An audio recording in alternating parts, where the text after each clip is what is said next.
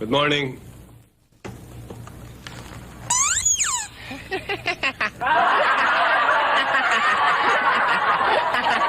Quiet! Let us factor the following.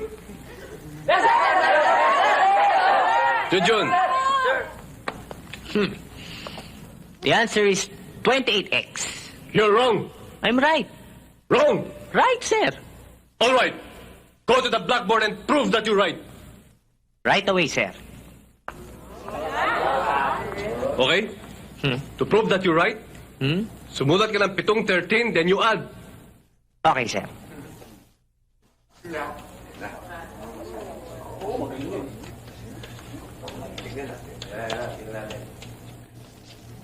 Hmm. 3, 6, 9, 12, 15, 18, 21. 21, sir. Okay. 22, 23, 24, 25, 26, 27, 28. 28.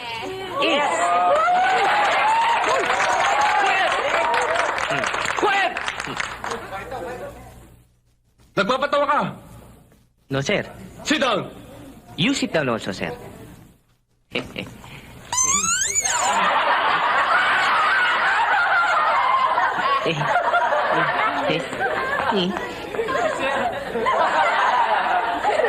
Quiet!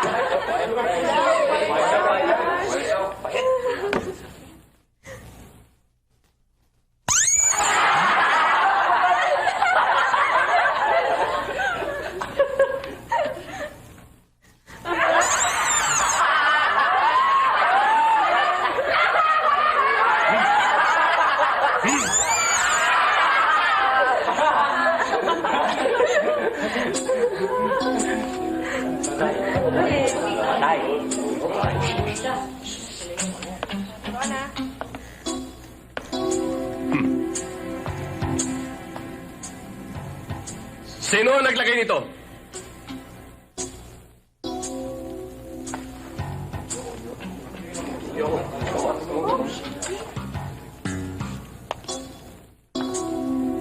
John, Gulayat, Jenny, David, stand up! Talagang matitigas kayo, ha? Kinakalaban niyo kami mga teachers.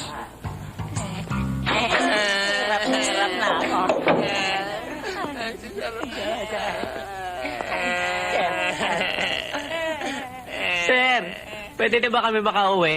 Hindi, pare. Hirap na hirap kami. Yan ang bagay sa inyo. Para magkaroon kayo ng leksyon. Hindi lang kami uuwi. 30 minutes pa kayo dyan.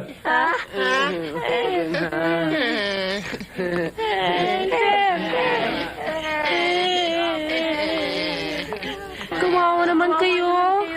Sobra na pagpaparusa sa amin ni Panutya. Naninigis na nga yung mga kamay namin dito eh. That's inhuman. Barbaric. Unchristian. Eh, ginawa kayong parang mga kriminal niyan, ah. Dapat sa panutsang niya, ma-report eh. Oo. Kailangan malaman to ng presidente. Ang gagawin namin. Oo. Sumama kayo na. Dali na. Tara. Akala ko ba pinarusahan kayo? Pinarusaan nga kami, naisahan naman namin siya. Akala ni Panutya naisahan niya kami pero siya naisahan namin. Okay? Tara. Halika na. Halika na. Aalis na naman kami. Aalis na naman kami. Yeah. Halika kayo. Tignan ninyo. Ipakikita ko sa inyo kung anong ginawa ko. Halika. Tignan ninyo. Pinarusahan ko sila para mabigyan ko sila ng leksyon. Ano parusa ginawa mo? Nasaan Ayun o, tignan nyo. Ha? Yan. Nasaan? Saan? Nasaan? Ayun o.